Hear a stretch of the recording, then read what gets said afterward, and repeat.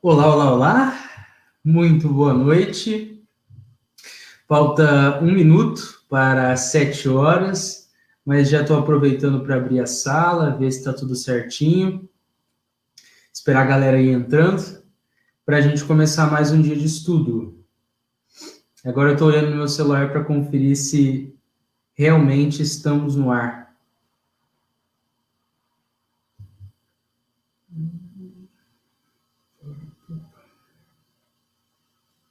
Sim, estamos no ar. Galera que foi entrando aí, se puder deixar um comentário para interagir comigo, para eu ver se está tudo certinho mesmo. Também para eu não ficar meio avoado durante esse início.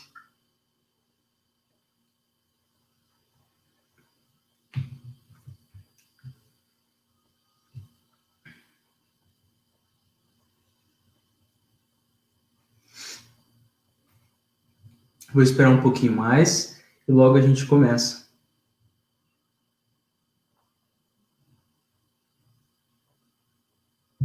O pai, estou começando mais um estudo aqui da Revista Espírita. Peço que compartilhe na sua lista de transmissão aí para a galera. Por favorzito.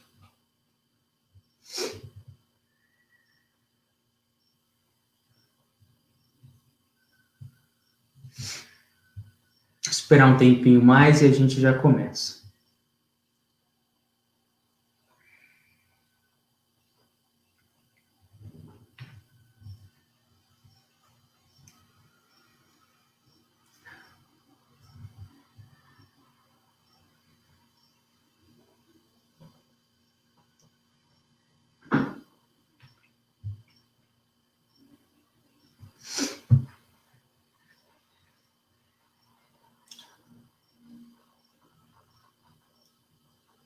Quando não tem alguém interagindo, eu fico meio estranho na tela. Pelo menos encarnado, né?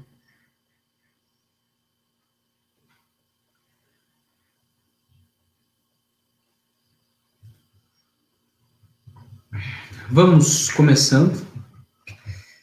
Primeiramente, boa noite mais uma vez aí para a galera que vai entrar para assistir, a galera que for assistir aí posteriormente, a galera que for entrando. É um prazer estar aqui mais uma vez. Hoje teremos um estudo muito interessante, preparado com muito carinho. Vamos começar com a nossa prece inicial.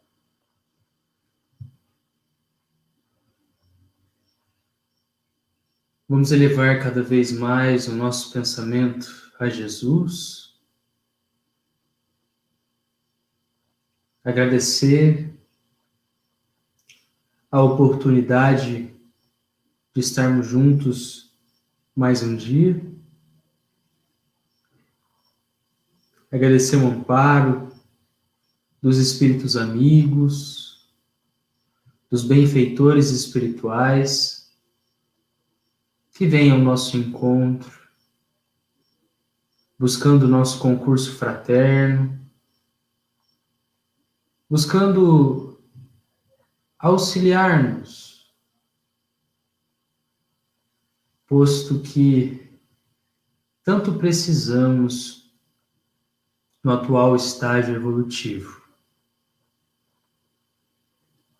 Gratos somos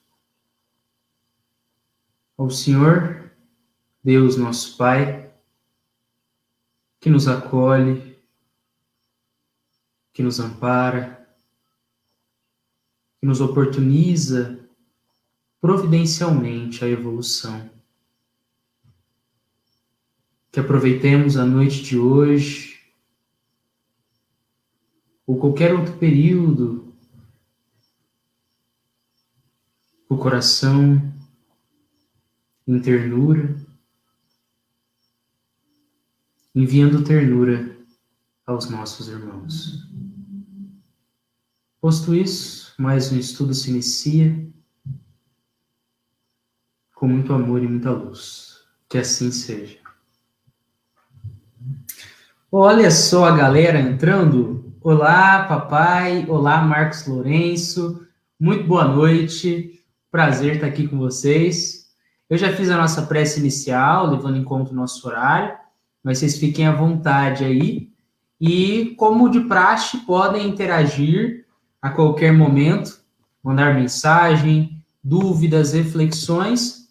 E a depender aí do momento que a gente tiver do nosso estudo, a gente consegue interagir de uma forma mais direta. Beleza? Para a galera que está chegando agora, hoje o estudo é continuação do estudo que a gente iniciou na última quinta-feira. E se a gente pensar de uma forma ainda maior, é a continuação de um estudo muito maior. Nós temos aí, eu e meu pai, a proposta de estudarmos todos os volumes da Revista Espírita. E hoje nós temos aí a segunda parte, a parte final, do estudo da introdução de Kardec à Revista Espírita. Agradeço aqui ao papai, Davi Emanuel, dizendo bom trabalho. Muito obrigado, bom trabalho para todos nós.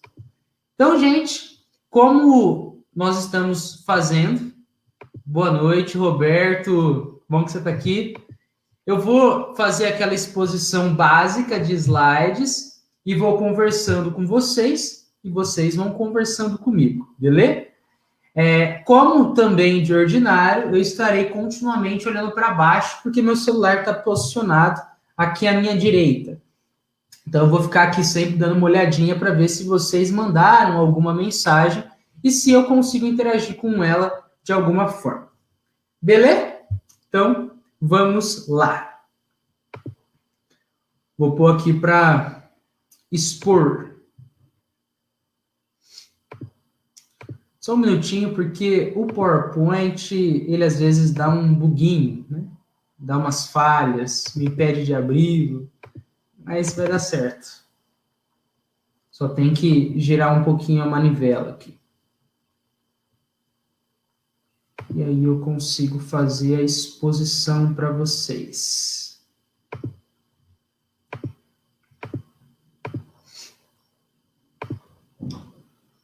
Vocês estão conseguindo ver?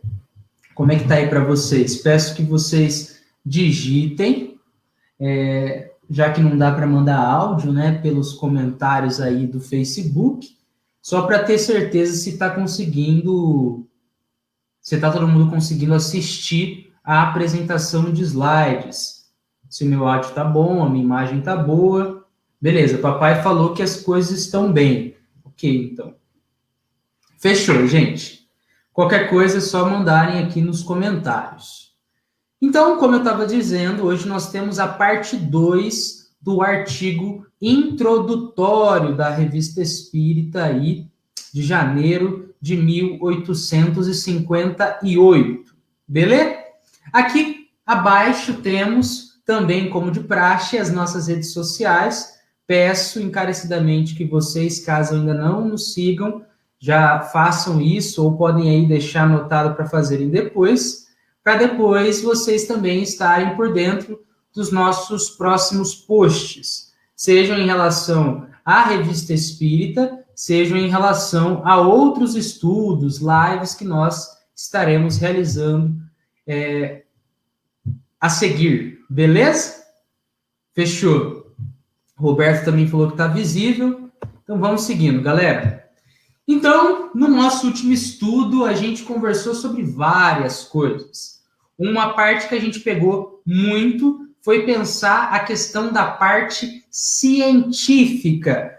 Todo o direcionamento de Kardec ali para codificar de forma racional e experimental a doutrina espírita. A Betânia, ela mandou vários pontos de interrogação. Tá tudo certo aí, Betânia? Qualquer coisa você me fala. Gente, agora a gente vai abordar um pouquinho, nesse início do nosso estudo, sobre o direcionamento de Kardec, o direcionamento que Kardec deu à Revista Espírita. Traz o codificador. Nossa revista será, assim, uma tribuna livre, em que a discussão jamais se afastará das normas da mais estrita conveniência. Numa palavra, discutiremos, mas não disputaremos. Betânia, sim, hoje a gente está fazendo a parte 2 do estudo da Revista Espírita que a gente iniciou na última quinta-feira. Na última quinta-feira a gente fez parte da introdução, hoje a gente está continuando, é a parte 2, a parte final. Porque estava muito longo o último estudo, então a gente fez um recorte, beleza? Hoje vai ser o encerramento. Vamos lá.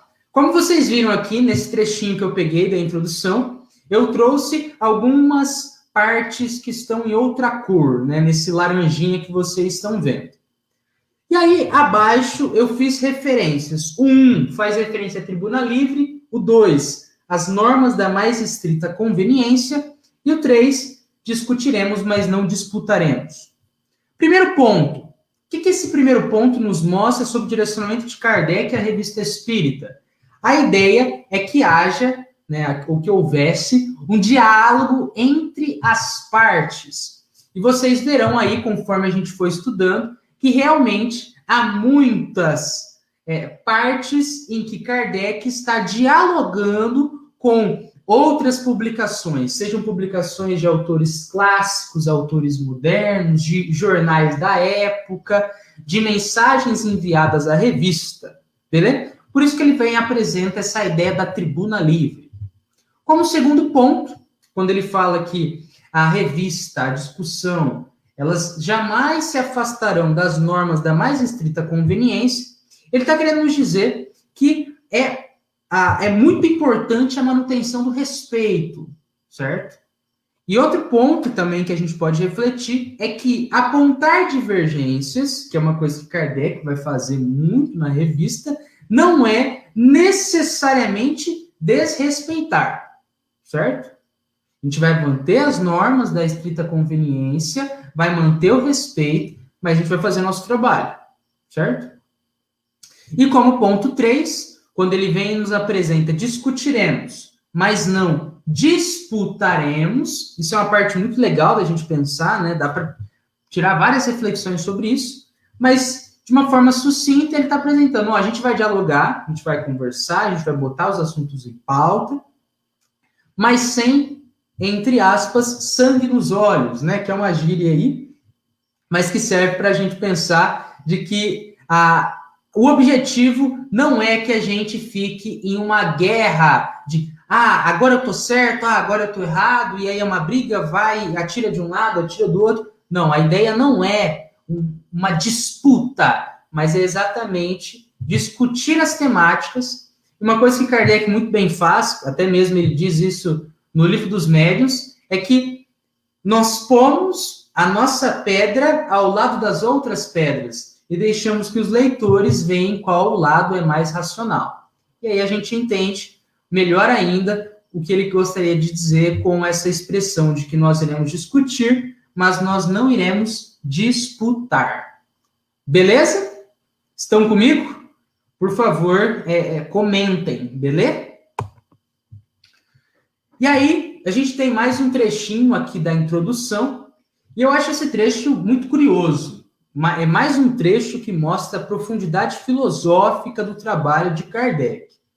Traz Kardec o seguinte: as inconveniências de linguagem nunca foram boas razões aos olhos de pessoas sensatas. É a arma dos que não possuem algo melhor, voltando-se contra aqueles que dela se servem. Davi, o que isso quer dizer? Como assim, inconveniências de linguagem que nunca foram razões aos olhos das pessoas sensatas e que é uma arma das pessoas que não possuem algo melhor e volta contra as pessoas que utilizam dessas inconveniências de linguagem? Como assim, Davi? Achei meio viajado. Calma. Eu fiz aqui, no nosso próximo slide, alguns pensamentos que nós podemos tecer a partir da citação que acabei de ler para vocês. O que Kardec quer dizer na introdução, né? A partir do que ele escreveu. 3 pontinhos para a gente refletir. Um deles é o seguinte: importante que se releve mais o conteúdo, em vez de apegar-nos aos termos. a roupa. Ou seja, em vez da gente ficar toda hora brigando, esse termo ele é mais correto que o outro, esse termo, não, esse termo ele não fica legal aqui, vamos pegar a essência, vamos compreender o que há por detrás. Em vez de ficar focando muito na roupa, vamos ver o que há por trás dessa roupa. O que é, além da nomenclatura, o que está dentro desse conceito. E o outro ponto, a ideia dessa revista não é apegar-se à linguagem que foi utilizada para escrever algo, a fim de criticar o conteúdo. Beleza? Ou seja, a ideia, Kardec deixou isso claro, né? Não é pegar textos e ficar, olha só essa palavra que ele utilizou, Não, não é essa a ideia. A ideia não é ficar pegando trecho, ficar numa crítica ou ficar voltando aquelas palavras contra a pessoa que utilizou. Não é essa a ideia.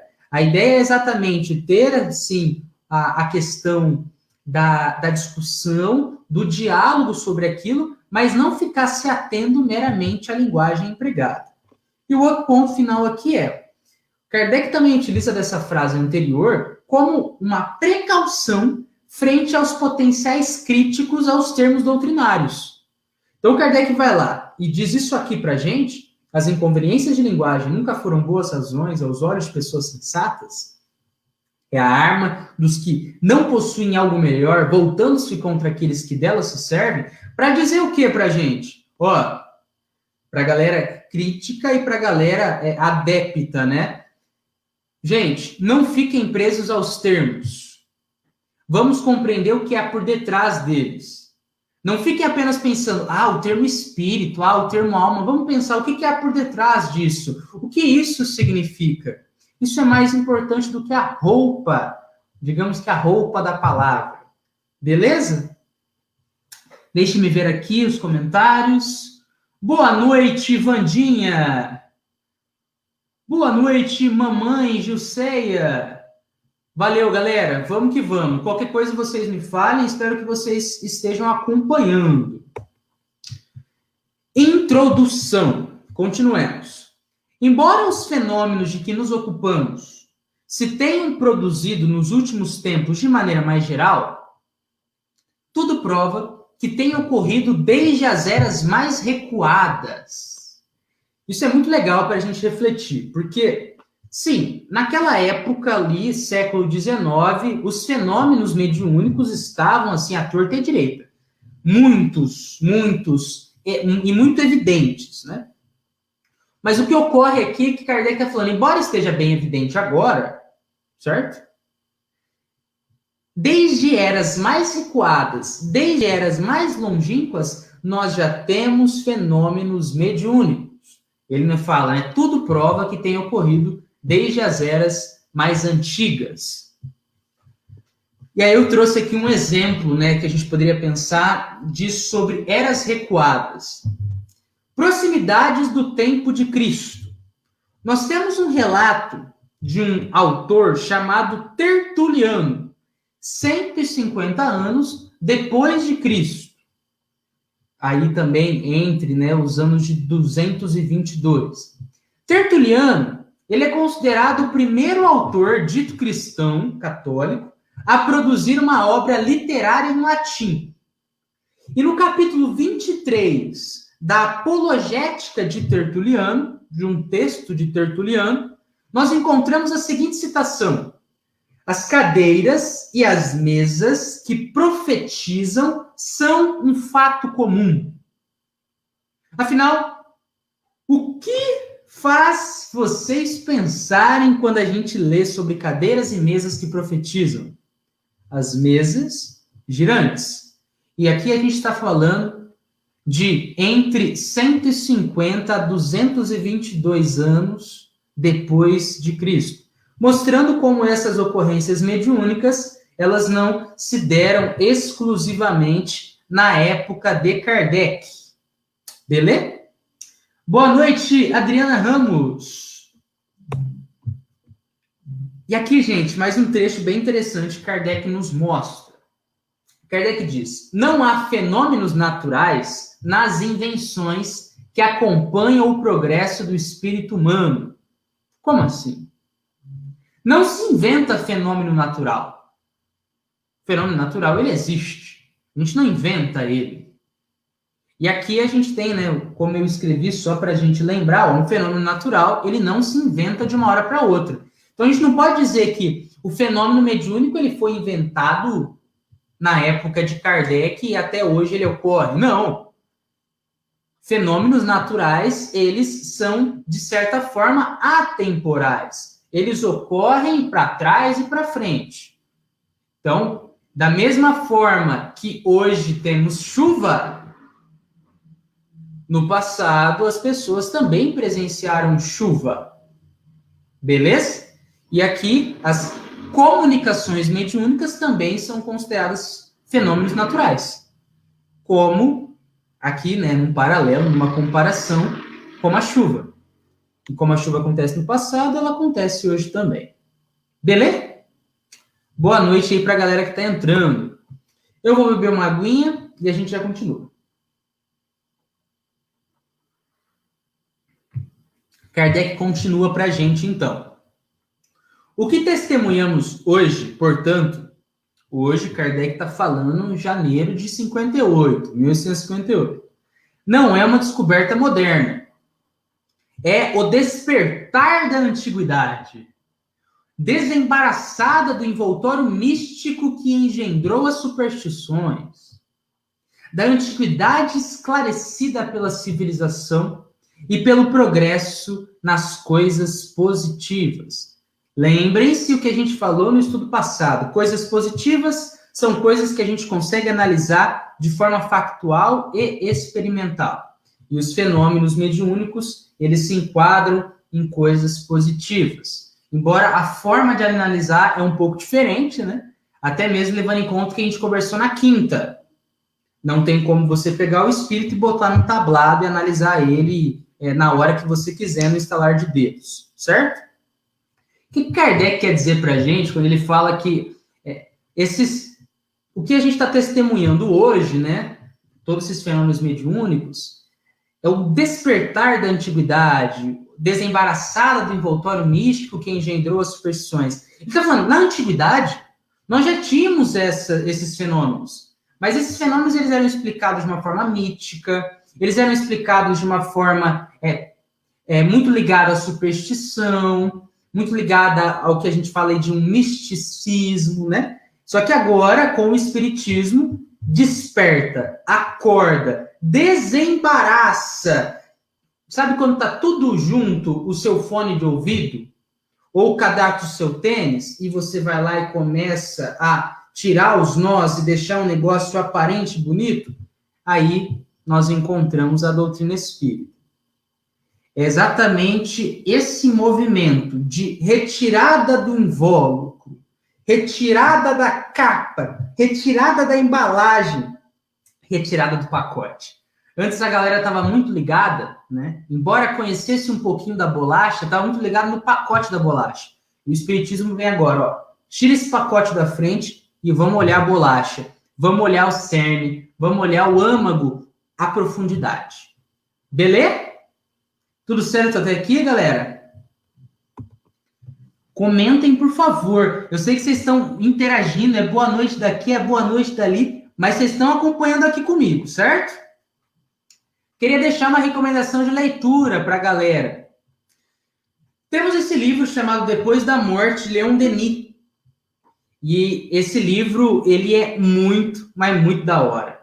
Porque ele vai apresentar, ele vai, de certa forma, abordar com bastante profundidade o que Kardec está abordando nessa segunda parte da introdução que eu estou trazendo para vocês. Essa questão de que os fenômenos mediúnicos, eles já se davam há tempos, mas eram explicados a depender do agrupamento cultural religioso de uma forma diferente. Mas perpassados pelos fenômenos similares, né, para não dizer iguais.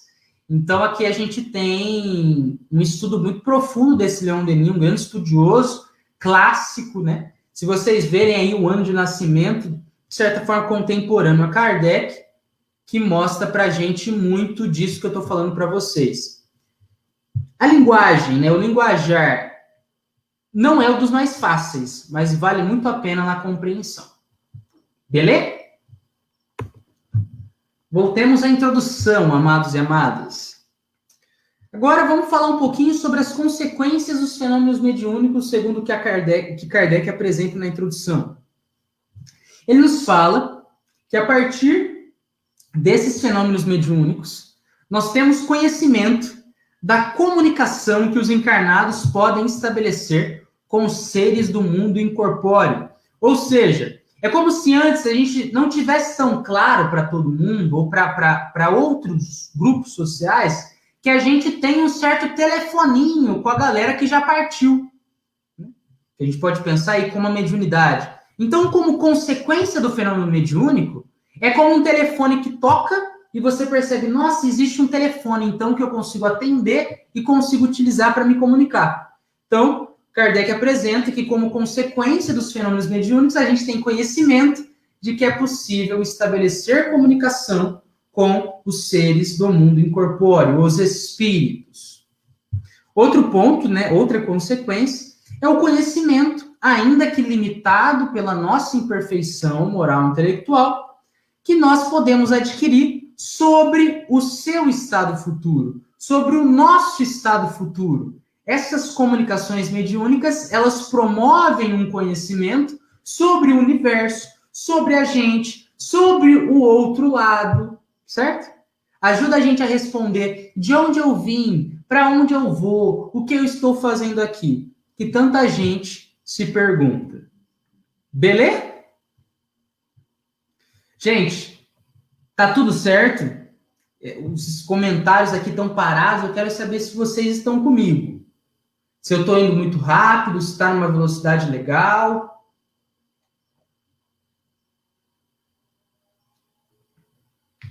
Eu vou seguindo, mas vou olhando aqui o celular, tá? E aí, Kardec ele nos fala que a Bíblia, ela está lotada de comunicação mediúnica. Lotada. E Kardec ele vem... E é uma coisa legal, porque eu já me deparei com as seguintes questões de pessoas que não conhecem ou não conheciam o Espiritismo. Mas espírita lê a Bíblia? Espírita leva a Bíblia em conta?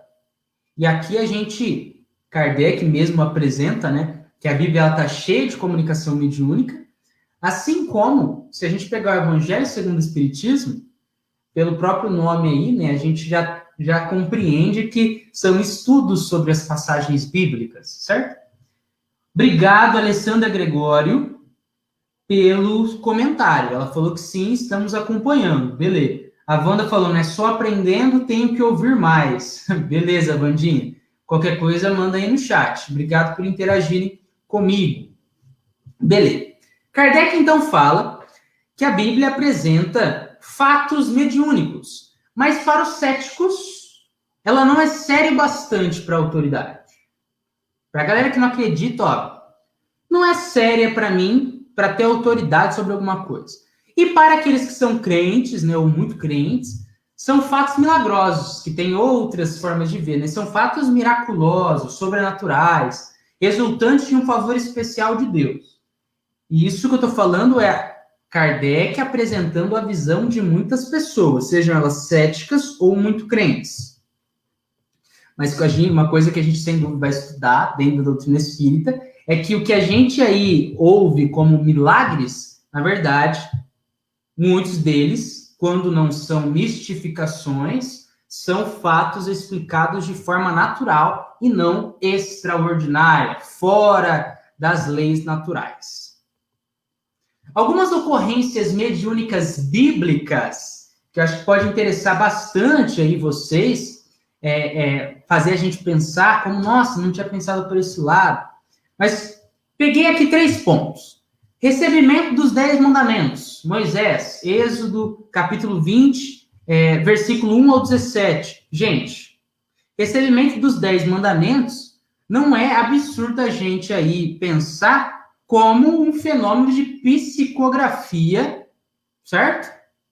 Lá na antiguidade. Dia de Pentecostes, que nós temos em Atos, que conta, né, a parte de Atos do Novo Testamento, conta a pós-crucificação de Cristo. Dia de Pentecostes é o momento que está lá a galera, os discípulos, e ocorre que há relatado ali, né, que eles começam a ver línguas de fogo descendo do céu, uma coisa assim. E do nada entre aspas, né, os discípulos restantes do Cristo, que faziam ali, que fizeram parte do colégio de discípulos próximos a Cristo, começam a se comunicar com a galera de várias partes do mundo que estavam reunidas em um espaço, falando em línguas que não eram línguas nativas deles. Por exemplo, digamos que só falo português brasileiro e do nada eu começo a me comunicar em inglês. Começo a me comunicar em alemão. Basicamente, né, foi o que ocorreu ali naquela época. E Kardec estuda esse fenômeno que vem receber o nome de xenoglossia, né, que vem receber aí como uma variação da psicofonia. Beleza? E aí, mais para frente, a gente também tem a questão de Saulo e a estrada de Damasco. Quando Saulo ele fica cego, ele começa a ouvir palavras do Senhor. Beleza? Palavras do Mestre. E aqui a gente tem também mais um fato mediúnico. Esses são apenas 3 exemplos, gente. 3 exemplos dessa profundidade, se a gente estudar de forma séria, de forma raciocinada a Bíblia, para compreender os fenômenos para além de uma ideia miraculosa. Mamãe falou, né? Estudo muito profundo. Muito obrigado, mamãe, pelo comentário. Alessandra Gregório, verdade, essas perguntas são muito decorrentes, né? Para onde vamos, o que somos. Realmente, muita gente se pergunta sobre isso e no Espiritismo a gente estuda essas perguntas de uma forma bem profunda. Ana Maria, muito boa noite. Obrigado pela presença, querido. Vamos seguir então, galera. Introdução. Continuemos, então. Diz Kardec, não haveria aí, Bíblia, né? Para todo mundo, uma prova da generalidade, de acontecer em vários locais, de ser um fato geral e não um fato específico dessas manifestações. Se não as encontrássemos em milhares de outras fontes diferentes. Beleza? O que isso quer dizer? Se a Bíblia ela fosse um negócio isolado, com fatos, com apenas escritos, que pareceriam muito fora de órbita, se fosse um documento solo, um documento afastado, um documento que não tivesse conexão com outras ocorrências no mundo, não seria prova da generalidade das manifestações mediúnicas. Mas os fenômenos que estão descritos na Bíblia são fenômenos que, em algum grau, para mais ou para menos, a gente presencia no presente. Kardec presenciava ali na época, lá no século XIX, 1800 bolinhas. Beleza? E aí, antes de avançar, deixe-me ver um comentário aqui da Adriana Ramos. O espírita leva a Bíblia em consideração, porém a estuda de forma racional e não de maneira de idolatria, né, literal, como uma obra sagrada escrita por Deus. É uma postura, né, o espírita, Kardec promove isso muito bem, obrigado pelo comentário, Dri, que é uma postura de raciocínio, de fé raciocinada, que a gente compreende que a Bíblia, ela tem várias passagens, e foram escritas nessas passagens por seres humanos, ok? Seres humanos também passíveis de erro. E assim, é um livro que ele pode ser considerado histórico, certo? E muitas das passagens ali são passagens genuinamente mediúnicas, que se a gente analisar com o crivo da razão, com o crivo da experimentação, como Kardec aqui nos apresenta, a gente certamente vai conseguir extrair muitas coisas tops. Beleza? E aqui a gente tem uma retomada rápida, que também já vai fazer um pouco de referência com o que a Adriana acabou de falar para a gente. No nosso último encontro, Para a galera que não assistiu, vejam, a gente lançou na quinta-feira. O estudo de hoje é a parte 2, é a finalização. Você não precisa sair, pode continuar com a gente, mas para compreender ainda melhor, porque vários dos tópicos aqui foram abordados com maior profundidade na quinta, tá bom? Vejam de quinta-feira. Retomada. Por que retomada? Porque a gente já falou. Critérios de metodologia científica que Kardec empregou. Generalidade ou universalidade e concordância de dados dos ensinos dos espíritos. Isso quer dizer o seguinte, Kardec, para trazer todo o conteúdo, bater as informações, fazer uma análise profunda dos dados, ele pegou médiuns que não se conheciam. Médiuns de diferentes locais do mundo. Relatos de diferentes pontos. Cruzou as informações. Viu se as informações batiam, se eram convergentes. Poderiam mudar termos, mas a essência é a mesma? Como é que funciona? Se não batia, por que não batia? Qual comunicação atenta mais, né? Está mais atenta à moral cristã, à moral superior? Então aqui a gente tem Kardec ali observando, experimentando, analisando o recinto para não ser mistificado e fazendo essas análises. Isso de metodologia científica, se vocês quiserem ver mais, quinta-feira a gente abordou isso muito. Galera que esteve presente aí sabe muito bem como a gente falou tanto sobre isso e como é profunda essa questão científica na obra da codificação. Aqui nós temos dois pontos interessantíssimos. Kardec nos traz a existência dos espíritos e sua intervenção no mundo corpóreo está atestada e demonstrada não mais como um fato excepcional, não mais como um fato extraordinário, fora de órbita, maravilhoso, miraculoso, mas como um princípio geral, básico, que antes a gente não conhecia, mas agora a gente passa a conhecer melhor. A gente encontra esse princípio geral. Que princípio geral? Existência dos espíritos e intervenção no mundo corpóreo desses espíritos. A gente encontra isso em Santo Agostinho, São Jerônimo, São João Crisóstomo, São Gregório e tantos outros pais da igreja. Gente, isso que Kardec traz tem várias camadas para a compreensão. Kardec está mostrando o seguinte para a gente. Nós temos como parte da história da Igreja Católica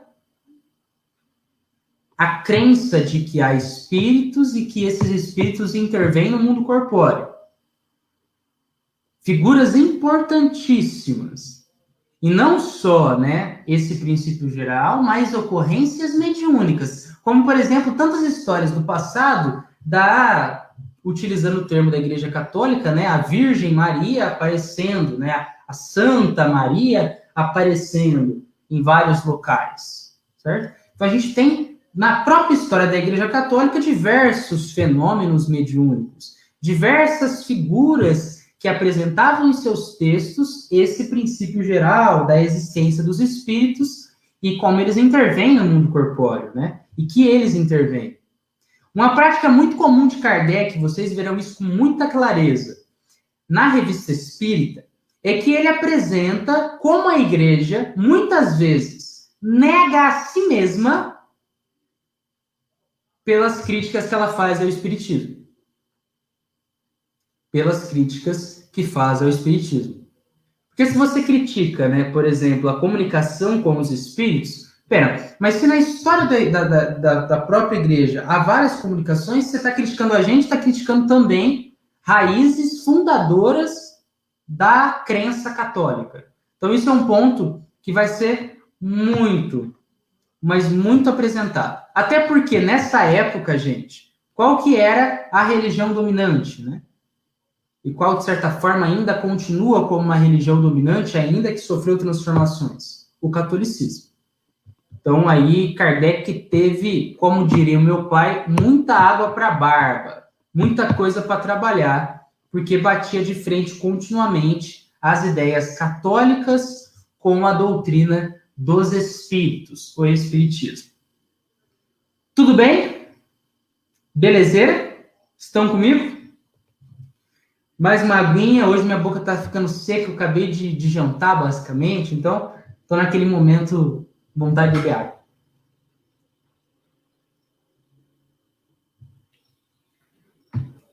A crença nesse princípio geral, que é o princípio da existência dos espíritos e que eles intervêm no mundo corpóreo, essa crença forma, além disso, a base de todos os sistemas religiosos. Gente, isso é profundo, mas isso é profundo. Isso também dá muito pano para manga. Tem muitas análises que nós podemos tecer a partir dessa citação. Davi, a gente vai fazer todas as conexões agora? Não. Mas eu vou trazer alguns pontinhos para motivar vocês a pesquisarem sobre isso. Davi, me fala um livro legal que eu posso estudar de forma mais aprofundada essa citação. Essa veia que passa todas as religiões do passado. Depois da morte de Leon Denis, que eu já falei anteriormente para vocês. Leon Denis, em Depois da Morte, parte 1ª, item 1, traz o seguinte. Seu ensino, o ensino das religiões antigas, exterior e público de um lado. Ou seja, as religiões antigas, elas tinham duas faces. Uma face era a face exterior, mais ritualística, mais apresentável, mais pública, como uma parte de relações públicas. E também a face interior e secreta do outro lado. E neste último caso, nesse caso da parte secreta, reservado somente aos iniciados. Ou seja, religiões antigas apresentavam um lado público, mas apresentavam um lado também secreto. E aí, por isso que é o título As Doutrinas Secretas. Davi, isso aí não é história para boi dormir? Não é história para boi dormir. Isso é baseado em história, em pesquisas. As doutrinas secretas que são abordadas por Leon Denis, né? Adquiriu-se a prova. Que prova, Davi? Via descobertas epigráficas da galera que partia, da galera que batia as botas, deixavam coisas escritas, né? Via descobertas históricas de que todos os ensinos religiosos do passado se ligam. Porque em sua base se encontra uma só e mesma doutrina, transmitida de idade em idade a uma série ininterrupta de sábios e pensadores. Aqui, Leon Denis, estudando essas questões de descobertas epigráficas e históricas, mostra, embora cada religião assumisse uma forma de estudar, né, o princípio espiritual e falar sobre o princípio espiritual, todas tinham uma veia comum. Todas seguiam o princípio de que há espíritos e esses espíritos atuam sobre o mundo corpóreo. Alguns exemplos de ligas religiosas antigas com essa dupla face, né? Como se fosse um durex de dupla face. Brahmanismo na Índia. Prestem atenção, olha que legal, prestem atenção como são locais diferentes. Mas mesmo assim, perpassados pela mesma veia, mostrando como para os espíritos não há fronteira física. Fronteira física não importa tanto quanto se a gente tivesse encarnado, né? Nesse sentido que eu quero dizer. Brahmanismo na Índia, hermetismo no Egito, politeísmo grego, né? O greco-romano, Grécia, Roma, e o cristianismo em sua origem. Davi, o cristianismo na origem? Eu trouxe um trechinho para vocês. Nossa, que texto grande, Davi. Calma. De onde eu tirei esse trecho? Esse trecho vem de um livro do Chico Xavier, ou para a galera aí que quer conhecer o nome inteiro, né? Francisco Cândido Xavier. É o livro Boa Nova, capítulo 14, ditado por Humberto de Campos, ou a depender da edição, pelo irmão X. Esse trecho é um trecho que reflete a passagem bíblica após a conversa de Jesus com Nicodemos. Nicodemos era um grande fariseu da época, né? Um cara que fazia parte da elite judaica. É o momento que Jesus chega e fala que para alcançar, né, o reino dos céus é necessário nascer de novo. E esse fariseu não entende, ele não compreende o que Cristo estava querendo dizer para ele. Mas depois, Cristo, junto com alguns discípulos, explica a passagem, explica essa ideia de nascer de novo e segreda, confidencia a esses poucos discípulos que estavam com ele naquele momento a questão da reencarnação.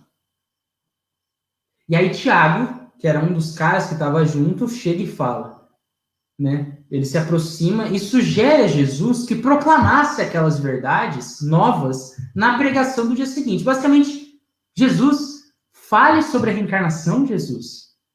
Fale de que a gente vai nascer e renascer várias e várias vezes para nos tornarmos espíritos melhores, tomando corpos diferentes. Conta para a galera, Jesus. E aí o mestre olha, né, um olhar de admiração, com todo aquele amor, ternura, e interroga Tiago. Será que não compreendeste?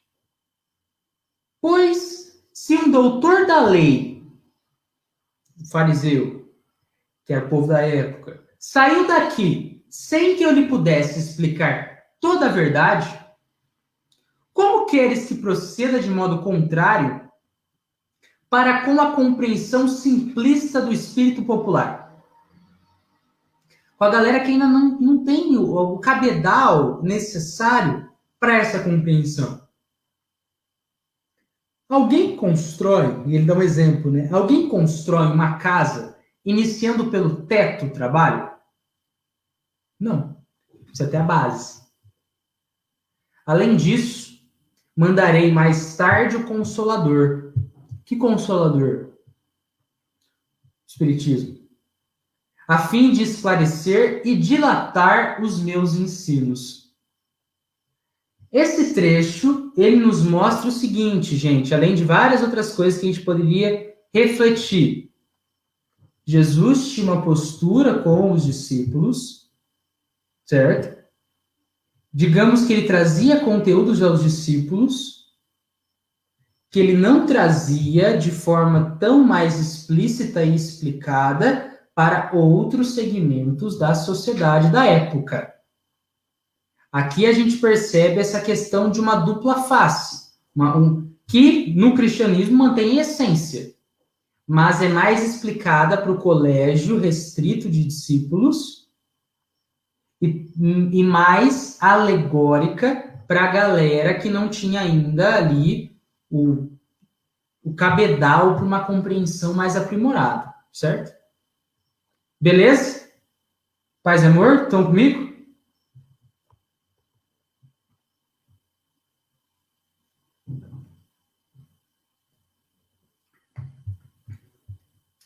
Kardec traz. Admitiram-na a crença nos espíritos e suas intervenções os mais sábios filósofos da antiguidade. Nós temos essa questão, né, da crença dos espíritos e na intervenção deles em Platão, Zoroastro, Confúcio, Apuleio, Pitágoras, outros brothers aí. Nós a encontramos nos mistérios e nos oráculos. Entre os gregos, os egípcios, os hindus, os caldeus, romanos, persas, chineses. Mais uma vez, Kardec está nos apresentando como essa crença ela perpassa a história da humanidade. Não apenas a história de poucos grupos sociais, não apenas a galera da França que estava presenciando os fenômenos naquela época, mas a Europa, as Américas, a África, a Ásia, mostrando aí como é algo que vai muito além de simplesmente fenômenos delimitados em um ambiente, em uma nação. Beleza? E aqui, negócio legal. Porque Kardec fala nessa parte que a gente vê, né, esse princípio geral em filósofos antigos. Nós temos no Evangelho segundo o Espiritismo, no item 4, na introdução, a gente encontra o título Sócrates e Platão, precursores da doutrina cristã e do Espiritismo. Olha só que interessante isso. Por que você trouxe isso, Davi? Para a gente compreender que o Espiritismo ele não chegou assim do nada, mas ele teve toda uma preparação para que pudesse chegar. Jesus não pôde apresentar com todas as letras, de forma totalmente explícita, o que a gente hoje consegue falar de forma explícita, porque a galera da época não tinha os caracteres para uma compreensão aprimorada. É como falar para uma criança sobre determinados conteúdos que ela não tem ainda a base para entender. E eu trouxe aqui uma representação gráfica dessa ideia. Para a gente fazer um plantio em um vaso, a gente precisa do vaso, a gente precisa da muda da planta, de uma argila, de uma manta, ou pode ser, né, ou usar outras coisas no lugar da manta, uma terra com compostos orgânicos, uma pá, o regador, fazer a parte manual de preparar o vaso certinho, aguar o vaso para ter o desenvolvimento. Nós temos nesse exemplo mais natural, né, da jardinagem, como para que você tenha o plantio e você tenha frutos, é necessário uma preparação do vaso, uma preparação da terra, uma junção de pontos. E a gente encontra na filosofia antiga vários desses pontos, preparando a terra. Ok? Galera aí dos comentários, curte jardinagem? Top mesmo, né? Vamos seguindo então, gente. Por favor, se qualquer coisa, se tá tudo certo, ou vocês estão muito quietinhos, vocês falem aí nos comentários, tá bom? Kardec continua citando nessa introdução como a crença nos espíritos e as suas intervenções elas se encontram mundo afora pela história. A gente encontra exemplos na Idade Média, a gente encontra entre os escandinavos, eslavos, escoceses, bretões, que é um grupo étnico da França, né? Diferentes grupos de indígenas que também têm esse princípio geral nas suas religiões. A crença popular, olha só, a crença popular em gnomos, em fadas, em duendes. O que isso reflete para a gente, né? Essas crenças, essas lendas, esse folclore? Repousa de que há uma crença em um sistema de pensamento, é um sistema de pensamento, né, cada qual com as suas nuances, de que há forças além da matéria. Forças além matéria que intervêm no mundo corpóreo. A crença popular dá esse nome, né, de gnomo, fala, duende, embora sejam apenas nomes, não vamos exatamente nos apegar aos nomes, mas isso reflete essa crença, entende? Essa crença de que há coisas além do princípio material.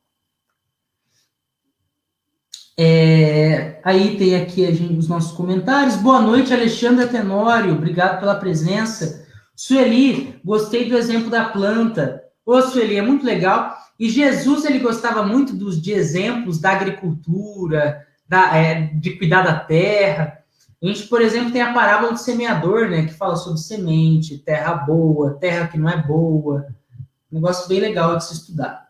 A Wanda fala, né, no livro dos Espíritos tem explicação sobre duendes. No livro dos Espíritos, como a gente verá, né, conforme a gente for estudando a Revista Espírita, Kardec utilizou da Revista Espírita como um laboratório de conteúdo que ele vai, né, empregar em outras obras. Embora o Livro dos Espíritos já tenha sido lançado, né, lançado antes, isso auxiliou também na construção da Revista Espírita. E a Revista Espírita auxiliou na construção das outras obras básicas e as outras, né? Porque tem obras que não são consideradas básicas, mas foram produzidas por Kardec também. Kardec, para vocês terem uma ideia, ele publicou mais de 20 obras espíritas. 20 obras espíritas, mais de 20.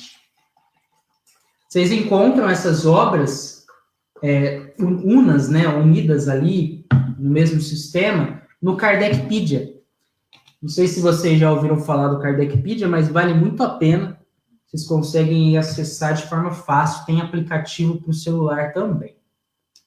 Beleza? Adriana, né? Fantástico isso. Desde os primeiros homens, essa ideia de algo mais. Muito bom. Isso que você trouxe, Dri, também, como utilizando o que a Wanda trouxe para a gente, né? Sobre essa ideia de que o Livro dos Espíritos trata sobre temas. No Livro dos Espíritos a gente vê também, né? De que até mesmo as tribos mais afastadas já apresentam uma crença de que há um princípio espiritual. Um princípio além da matéria. Continuemos, amados e amadas. Estou amando a interação. Agora vocês aqueceram os motores. Estou vendo que vocês estão mandando mais comentários.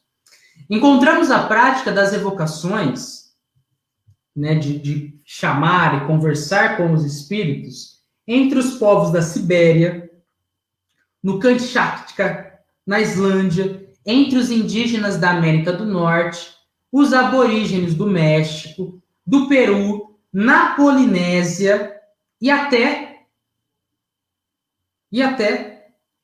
chega um ponto importante, tá? Próximo, antes de vocês... Nossa, Davi, que isso? Antes de vocês lerem o próximo slide, eu já preparo vocês. Lembrem-se que a gente está lendo um conteúdo de 1858. Então, a gente tem determinadas citações que não são mais usuais no presente, certo? Mas na época eram utilizadas de forma costumeira. Então, Kardec está falando, a gente encontra a prática de evocação entre vários povos, sejam os povos da Sibéria, da Islândia, entre os indígenas da América do Norte, do México, enfim. E ele também fala, a gente encontra também entre os estúpidos selvagens da Nova Holanda. Nossa, Davi, estúpidos selvagens, Davi? Nossa, que pesado. E aqui tem uma ressalva. Aqui é muito importante. Ao lermos as obras antigas, nós precisamos ter ciência de que há termos que são atualmente obsoletos, certo? E considerados pejorativos, como o termo estúpido, mas que na época escrita eram comumente empregados, além de poderem ter significados diferentes conforme o contexto. Por isso que ler obras antigas demanda da gente um certo desprendimento para uma compreensão histórica, para compreender o termo, compreender o que estava acontecendo, certo? E aqui a gente tem alguns exemplos de coisas que vocês provavelmente vão encontrar lendo os livros espíritas antigos. Por exemplo, o termo estúpido, que a gente acabou de ler, né, que vai significar um dos sentidos é ignorante, né? Ignorante é aquele que não conhece, aquele que não sabe.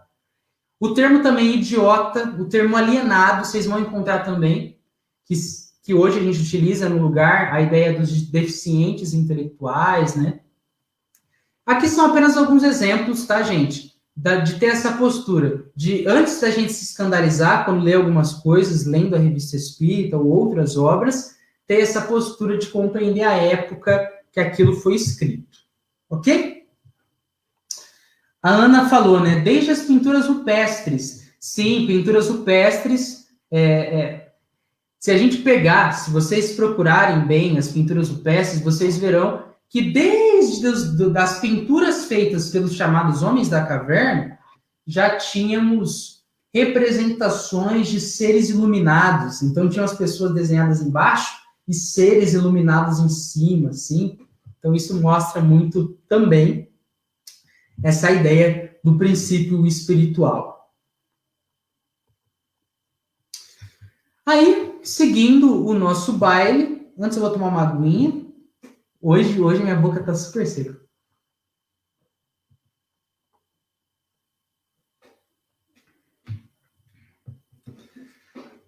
Kardec traz: sejam quais forem os absurdos que cercam essa crença, esse princípio geral da existência e intervenção dos espíritos, e a desfiguram segundo os tempos e lugares, né? Cada um vai entender e vai dar uma roupa diferente ao princípio espiritual. Não se pode discordar de que ela parte de um mesmo princípio, mais ou menos deturpado. O que isso quer dizer? É aquela ideia. Há uma doutrina secreta dentro das religiões antigas que parte dessa ideia de que há espíritos e que eles intervêm no mundo corpóreo, certo? Isso existe, mas cada um deu uma roupa, uma explicação, uma forma de lidar com esse princípio. Por isso que ele fala que não se pode discordar de que ela parte de um mesmo princípio, mais ou menos deturpado. O que quer dizer deturpado? Corrompido.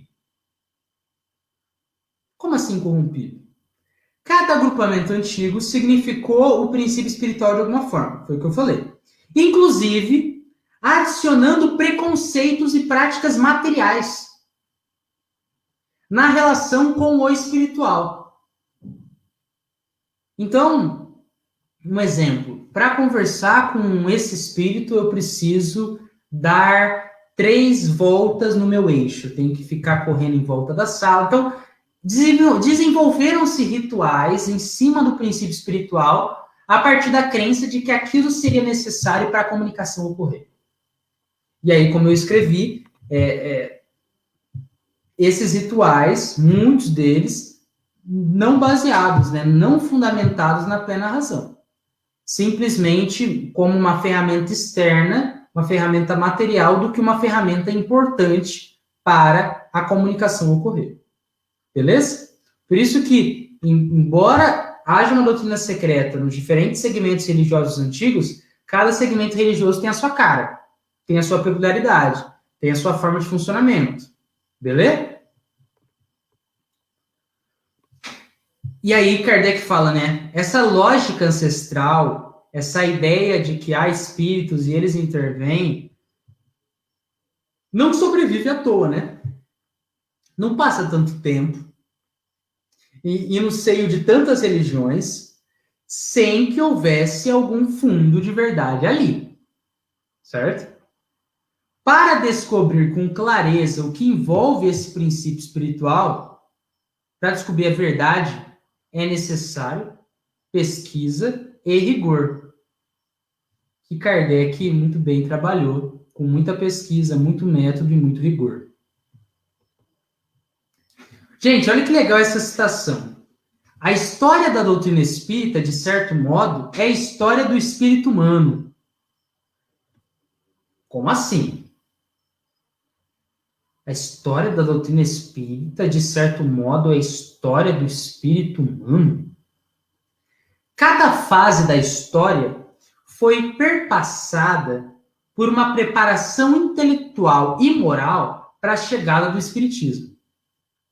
Como preparar a terra para receber a semente.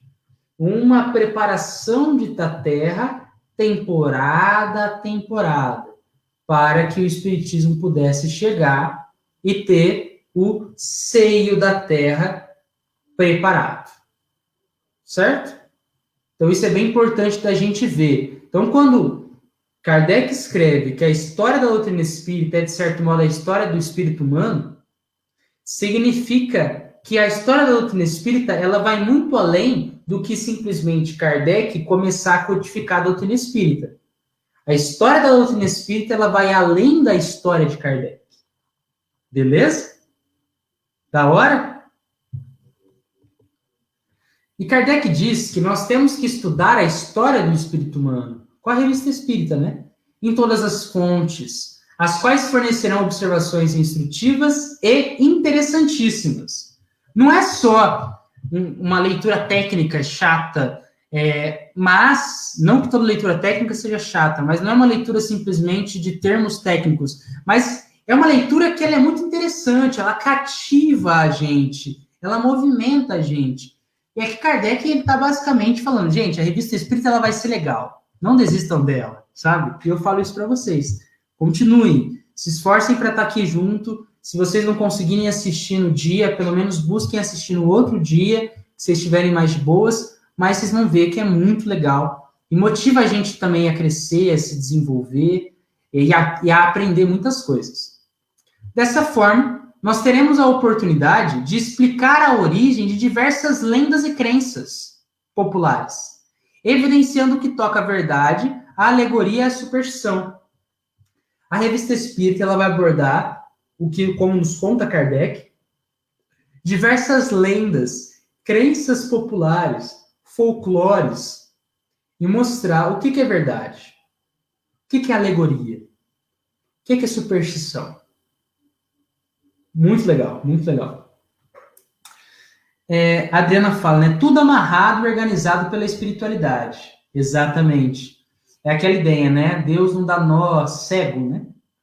Alexandra disse, é só observar essas escrituras da Bíblia que encontramos fatos. Alexandra, eu acho que na hora que você entrou, você não deve ter pego, porque eu acho que eu falei mais pro início, sobre a Bíblia.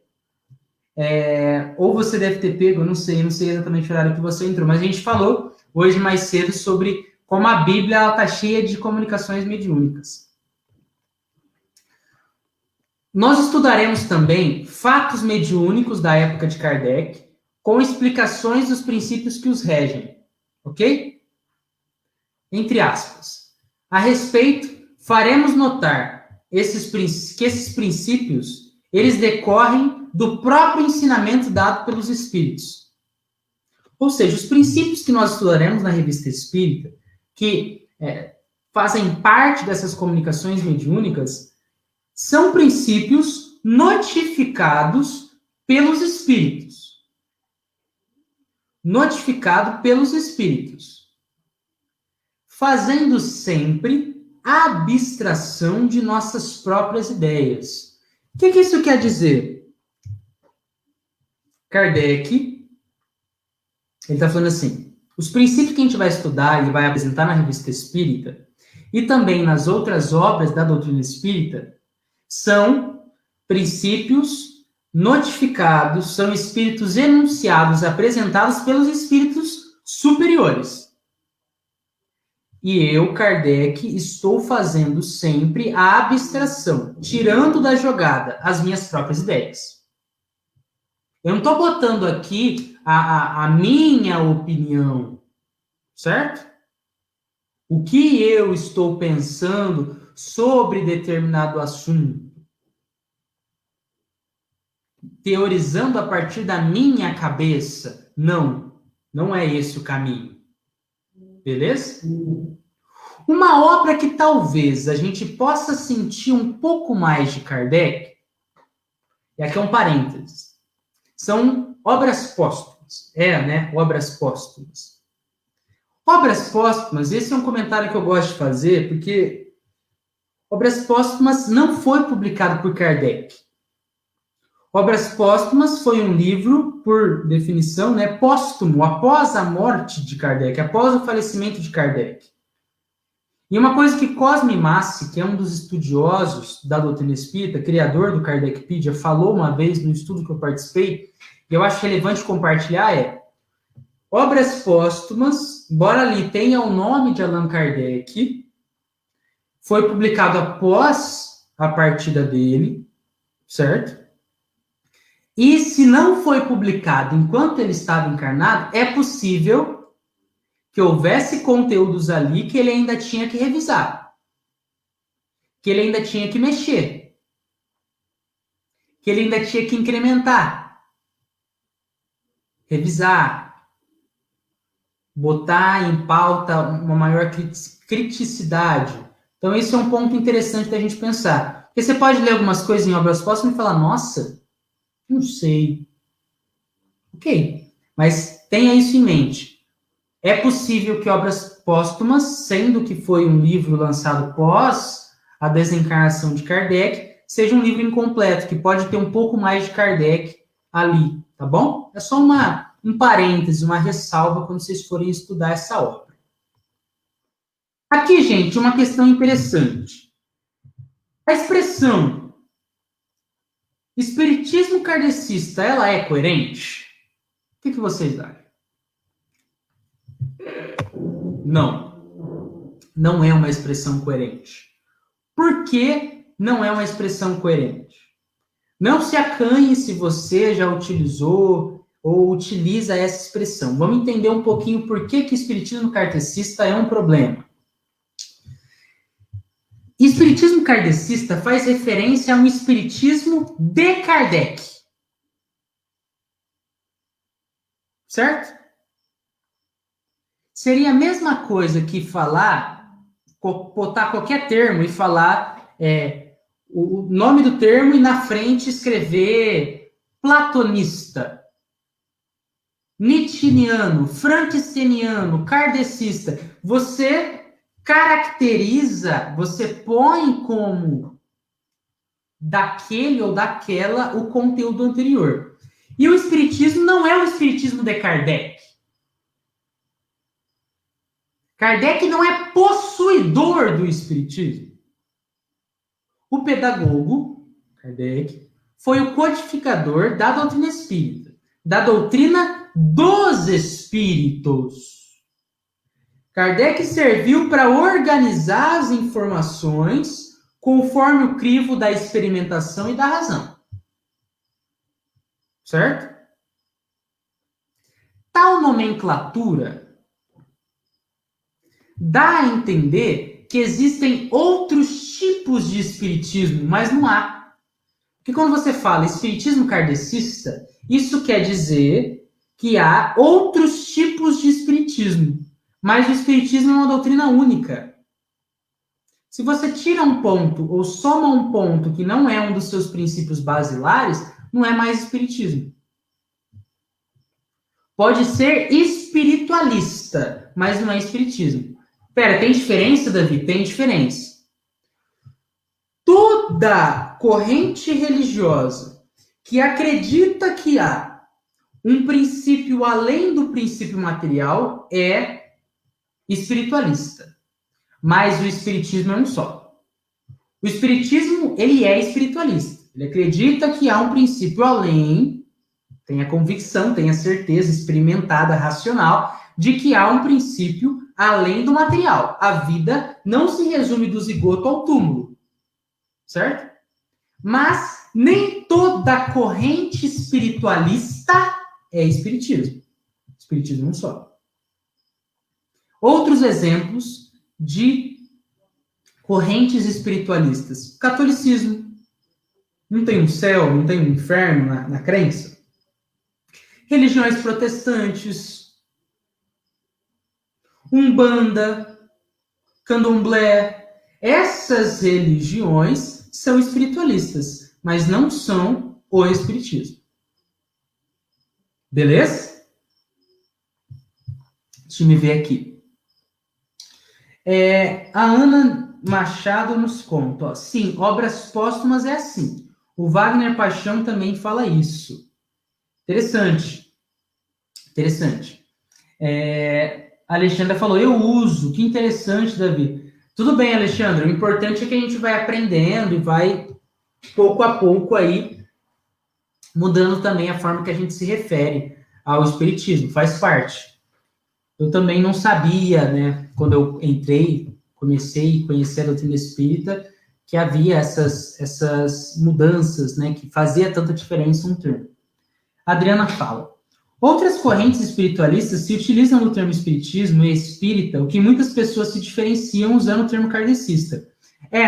As pessoas, elas deram um sentido utilitário para o termo kardecista.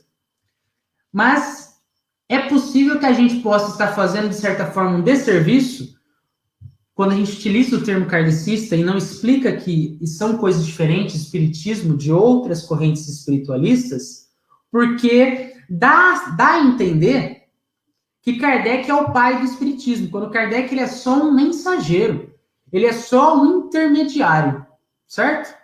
Entre os espíritos comunicantes e ele organizando o conteúdo aqui na Terra. Beleza?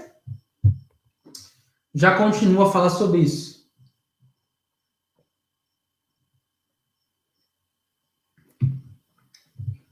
Kardec traz: não será, pois, uma teoria pessoal que exporemos, mas a que nos tiver sido comunicada, e da qual não seremos senão meros intérpretes. Ou seja, é o que eu estava falando para vocês. O espiritismo não é uma teoria pessoal de Kardec, ok? Mas ela veio como comunicações. E Kardec ele funciona como um intérprete. Como um intérprete.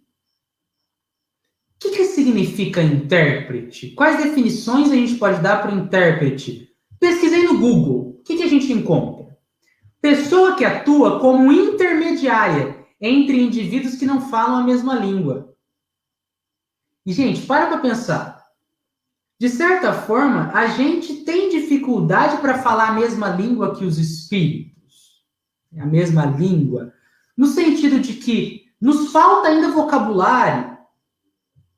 Nos falta ainda ferramentas de imaginação para compreender melhor as coisas sem necessariamente ter que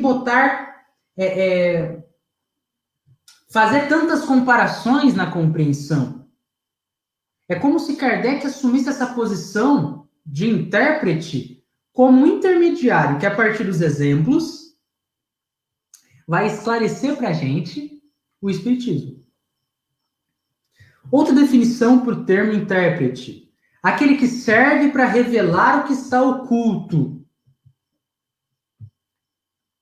Kardec também trabalhou nessa via. Trabalhou de forma a esclarecer as mensagens de Jesus. O termo intérprete, ele vem do latim interpres etes, que significa um medianeiro, um assistente. Para pensar, né? Kardec como um assistente encarnado da espiritualidade superior. Mensageiro. Então, o codificador funciona como um mensageiro encarnado que vai trabalhar organizando as comunicações mediúnicas. Beleza? Vamos ver os comentários. A Ana fala: se você tem uma boa base doutrinária, pode ler qualquer coisa. Gente, isso é uma coisa que sempre me vem à cabeça, né? Obrigado pelo comentário, Aninha. Paulo de Tarso, em uma das suas cartas, ele fala assim, né? Mais ou menos assim, parafraseando: leia tudo, ou veja tudo e retém o que é bom. Certo? Se vocês procurarem, vocês vão encontrar essa frase certinha aí na Bíblia. Mas uma coisa importante a gente encontra no Palavras de Vida Eterna, que é um livro ditado pelo Emmanuel ao Chico Xavier psicografa. Há uma lição que Emmanuel analisa essa citação de Paulo. E ele fala, ok, mas ele bota uma vírgula. Ele fala assim, mas para isso, você precisa ter uma boa base. Sua mentalidade precisa estar legal. Sua moral precisa estar boa. Porque se você ler, assistir e escutar determinadas coisas, aquilo vai favorecer muito mais a sua queda, o seu extravio do caminho, o se perder na floresta, do que se achar. Então, isso que nos conta a Ana, se a gente abrir e analisar de uma forma ainda mais profunda, confere. Você pode ler várias coisas. Você pode ler materiais católicos? Pode. Protestante? Pode.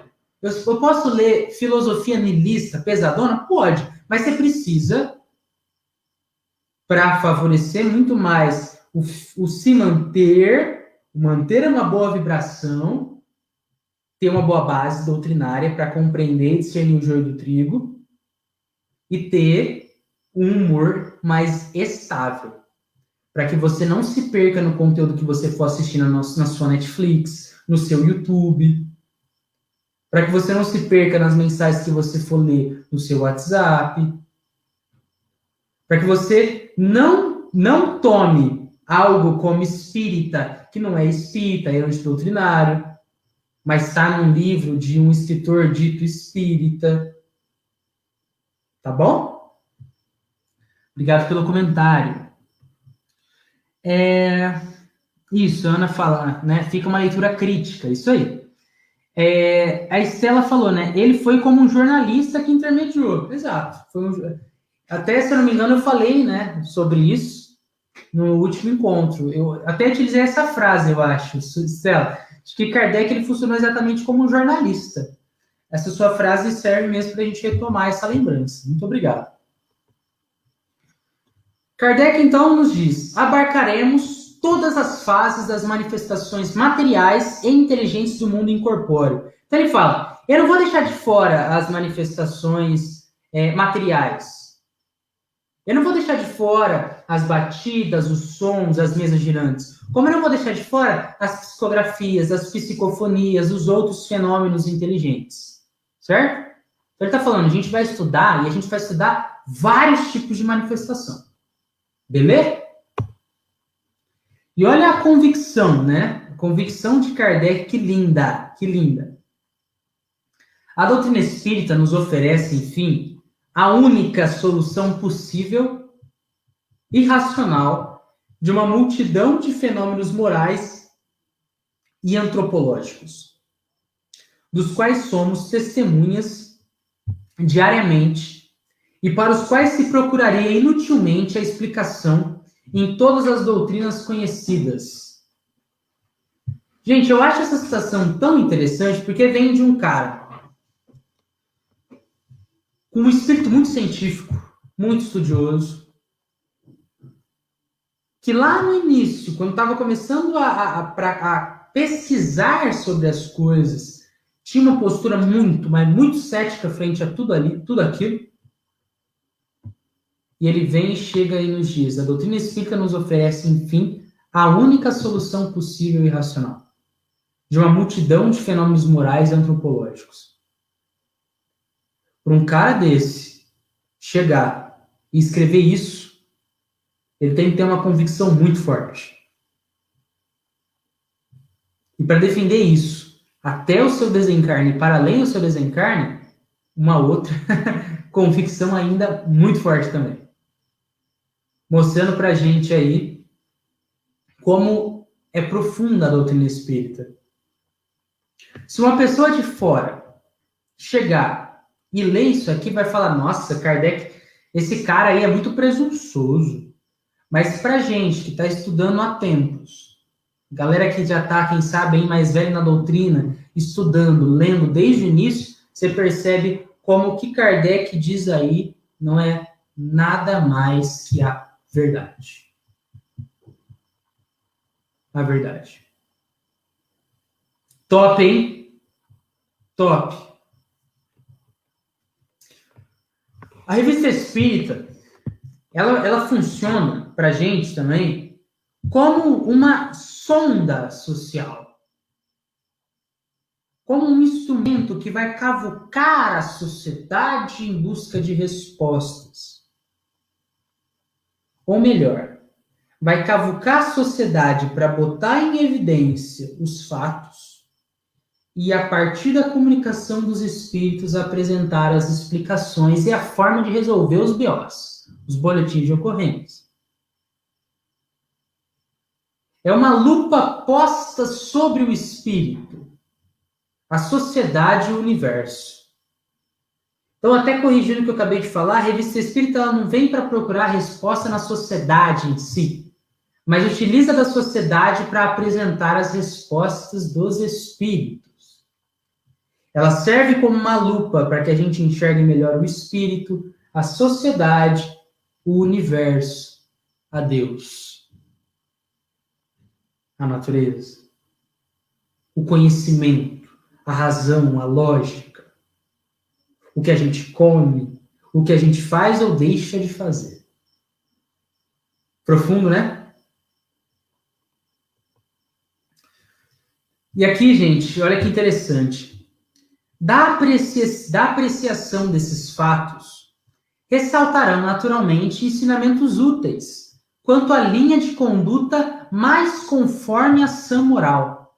Então aqui Kardec está falando, gente, a gente não vai só analisar os fatos, a gente também vai olhar qual que é a melhor conduta para lidar com eles, para lidar com esses problemas, para lidar também com as manifestações mediúnicas.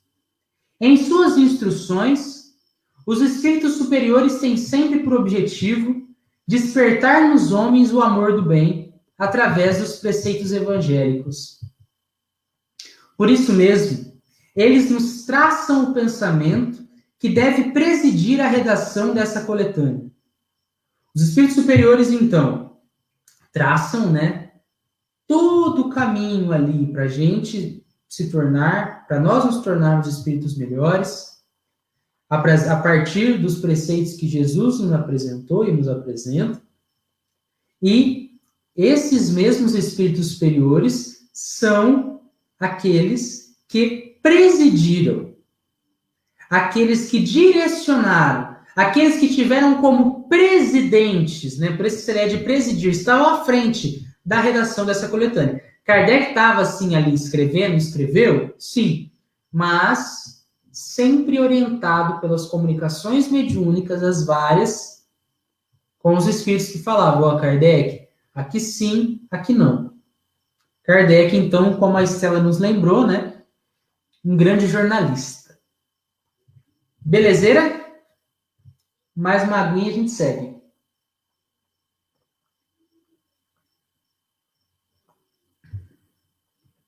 Deixa eu ver os comentários. A Adriana falou, gostei do final. Em todas as doutrinas conhecidas, os fatos não são explicados, mantendo as superstições. Então, é o que a gente conversou, que é a ideia da lógica. A lógica, ela parte, quando é uma lógica realmente fechadinha, ela não se contradiz. E se há uma aparente contradição, aquilo é explicado de forma racional, porque há aquela exceção aqui ou acolá. E aqui a gente tem o espiritismo como essa lógica fechadinha, que realmente está tudo casando e formando um quebra-cabeça. A Alexandra falou, Kardec foi muito criterioso nos estudos e corajoso de enfrentar uma sociedade leiga na época. Nossa, Alexandre, e como? Esse comentário seu me reflete muito o modo que eu enxergo isso, porque, nossa, Kardec, corajoso, preparado, muito, muito. Porque a gente ainda tem, muitas pessoas, tem essa pegada de manter as aparências, manter a conveniência. E a gente, às vezes, tem esse receio de frustrar. E Kardec, em todo o processo de codificação, teve que frustrar muita gente. Não porque queria frustrar, mas porque, pelo processo, ia frustrando a galera, que não pensava igual, que não concordava, que tinha bloqueios morais para aceitar aquilo, porque sabia que teria que mudar a sua conduta. Era aquela ideia que eu utilizei no nosso último estudo, do alicate que vai lá arrancar um dente e você fica toda hora assim. E a sociedade, muitas partes dela, naquela época, era exatamente a galera assim, não. E hoje também, Hoje também a gente tem muito dessa postura de querer tirar o alicate, A gente está se aproximando já do final, amores. Estudar a natureza dos espíritos é estudar o homem, tendo em vista que ele deverá fazer parte um dia do mundo dos espíritos. Gente, estudar a revista espírita, estudar o espiritismo, é também fazer um estudo sobre nós mesmos. Olha que profundo.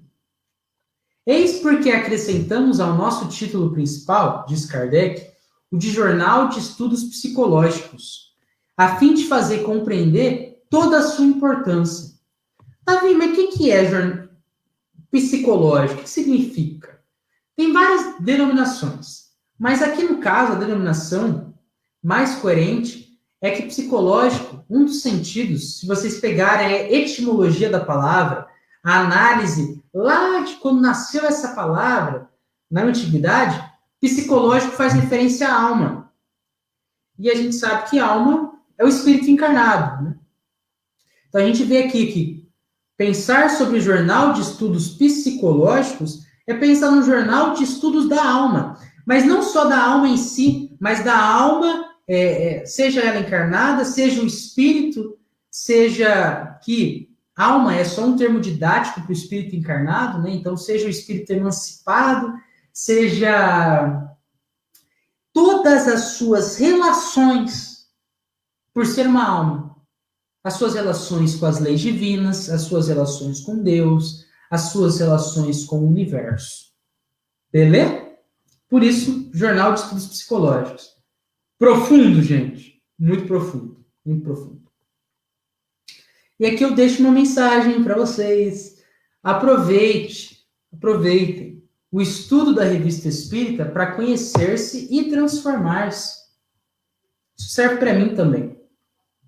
Que a gente possa utilizar de tudo isso que a gente está conversando para transformar nossa conduta, para mudar, para trabalhar, que não seja apenas teoria. Teoria é importante, mas quando a gente transforma, bota em movimento, aí o carro sai do lugar. Beleza? E Kardec, na introdução, ele pede o concurso dos seus leitores e notifica anonimato caso prefiram. Então, ele pede documentos úteis à revista. Que tipo de documentos, Davi? Aqui eu trouxe alguns exemplos dos pedidos que ele faz para a galera leitora. E serve de indicativos do que nós estudaremos. Beleza? Serve de indicativo para o que a gente vai estudar. Kardec pede relatos das manifestações mediúnicas, lendas e crenças populares, problemas morais a resolver. Davi, a gente vai estudar tudo isso? Vai. Exemplos de conduta reta, indicação de obras antigas ou modernas relativas às manifestações de inteligências ocultas, além da opinião de autores notórios sobre a existência dos espíritos e suas relações com o mundo corpóreo. Davi, tudo isso. Tem coisa para estudar? Tem coisa para estudar. E é gostoso. Vocês vão ver que é gostoso. Acabou! Sério? Acabou. O nosso encontro de hoje foi rápido, né? Não sei quanto tempo passou, mas como eu disse, foi a finalização do encontro passado. Beleza? Nosso próximo encontro, amados e amadas, amores e amoras, será na terça-feira, às 7 horas, com o meu pai. Dessa vez aí, o próximo artigo aí, meu pai que vai abordar, que é a continuação da Revista Espírita mesmo, e ele vai abordar as diferentes naturezas de manifestações, das páginas 28 a 30 do PDF. Rapidex, tá bom? Você vai ver que é 2 páginas. 2 páginas, então, recomendo que vocês leiam. E esperamos vocês. Como eu disse, leiam se possível. Eu sempre bato nessa tecla. Vocês vão ver que a experiência é diferente quando a gente lê antecipadamente. Facilita a gente guardar também. E, gente, as nossas redes sociais estão aqui embaixo, beleza? Caso vocês queiram conferir os próximos posts. E nesses nossos últimos minutos aqui de encerramento, caso vocês tenham algum comentário, alguma interrogação acerca do que a gente conversou, fiquem à vontade, beleza? Eu só vou fazer a prece de encerramento, tá bom? Para vocês partirem para o caminho da roça. Deixe-me ver se eu estou aparecendo para vocês.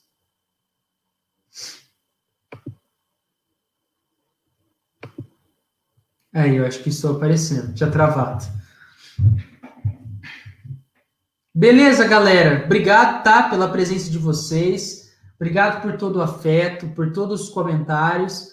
pelo envolvimento. E agora eu vou fazer a nossa prece de encerramento. Beleza?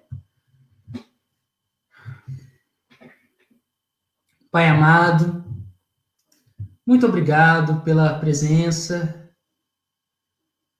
Muito obrigado por todo o amor, por toda a ternura. Agradecemos a luz que banha nossa alma. Pai amado, pedimos que o Senhor nos recorde providencialmente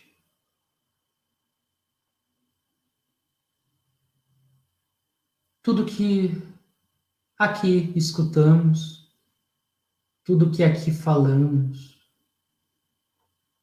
para que estejamos cientes de que temos capacidade de nos transformarmos, mesmo que já tenhamos tido quedas escabrosas, Pai amado. Agradecemos também ao nosso irmão maior, Jesus Cristo, e também a Kardec, que veio como um espírito imperfeito à Terra e mostrou que é possível se esforçar no cumprimento da obra que nos compete. Que assim seja hoje e sempre, graças a Deus. Valeu, gente. E sim, Dri, eu terminei o primeiro artigo, o artigo de introdução. Beleza? Valeu, fiquem com Deus e até a próxima terça-feira, hein? Tchau!